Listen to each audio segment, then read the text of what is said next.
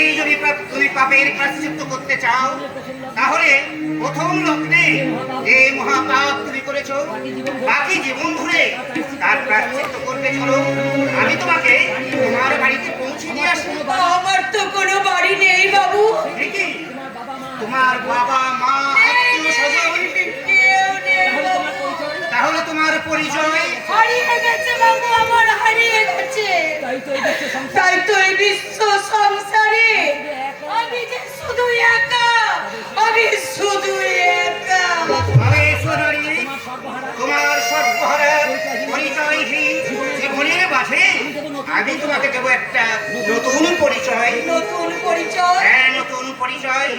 তোমার দুঃখের অবসান ঘটিয়ে তোমাকে আমি আমার স্ত্রীর মর্যাদা দিয়ে আমার বাড়িতে আশ্রয় দেব।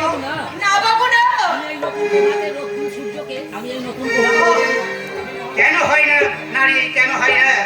আমি এই নতুন প্রভাতে ওই রক্তিম সূর্যকে সাক্ষী রেখে তোমাকে আমি ধর্মপত্নী রূপে গ্রহণ করলাম। বাবু না, আর কান্না নয়।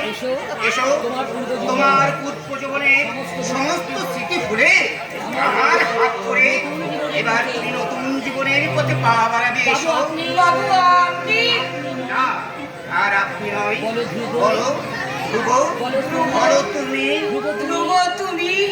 হ্যাঁ। ঠিক আছে, তবে আমিও তোমার হাতে হাত রেখে বলবো, কি বলবে? আজ মন চেয়েছে